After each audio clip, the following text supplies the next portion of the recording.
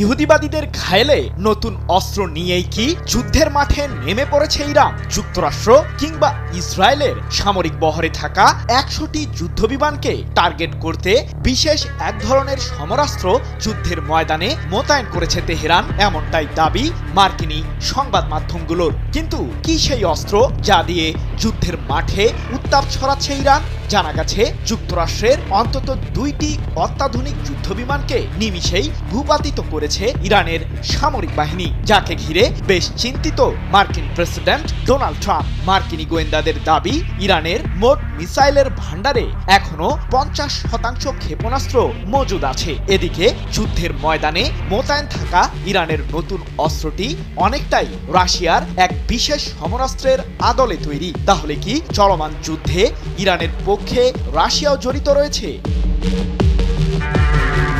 অদম্য শক্তি নিয়ে ইহুদিবাদীদের কড়া জবাব দিয়েই চলেছে ইরানের সামরিক বাহিনী। মধ্যপ্রাচ্য জুড়ে থাকা যুক্তরাষ্ট্র সংশ্লিষ্ট সামরিক ঘাঁটি ও তেল শোধনাগারগুলোর বিরুদ্ধে দফায় দফায় ক্ষেপণাস্ত্র হামলা চালাচ্ছে তেহরান। বাদ যায়নি ইসরায়েলের সামরিক স্থাপনাগুলো। রাশিয়ার সংবাদ মাধ্যম তাস তাদের এক প্রতিবেদনে দাবি করেছে যে ১ মাসেরও বেশি সময় ধরে চলা এই যুদ্ধে যুক্তরাষ্ট্র এখন পর্যন্ত প্রায় ৪২ বিলিয়ন মার্কিন ডলার ক্ষতির মুখে পড়েছে, যার কারণে মার্কিন প্রশাসনের মাঝে প্রেসিডেন্ট ডোনাল্ড ট্রাম্পের সিদ্ধান্তকে ঘিরে তৈরি হয়েছে চাপা ক্ষোভ।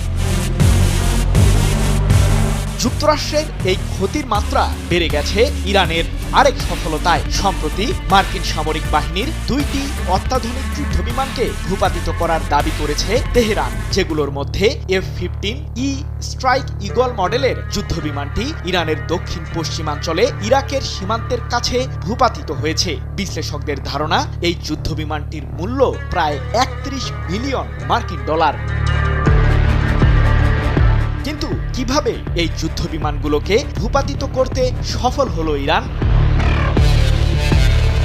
ইরানের সর্বোচ্চ প্রতিরক্ষা বাহিনী IRGC বেশ দম্ভের স্বরেই জানিয়েছে যে মার্কিনীদের গর্বকে মাটির সাথে মিশিয়ে দিয়েছে তেহরান, যার সাহায্যে ইরানের আকাশসীমাকে দখলে নিতে ব্যর্থ হয়েছে ইহুদিবাদীরা। মূলত যুক্তরাষ্ট্রের যুদ্ধবিমান F-15E স্ট্রাইক ঈগলকে ভূপাতিত করতে ইরান ব্যবহার করেছে খোরদাদ 3 মডেলের এয়ার ডিফেন্স সিস্টেম, যা ভূমি থেকে আকাশে নিক্ষেপযোগ্য মাঝারি পাল্লার একটি প্রতিরক্ষা ব্যবস্থা।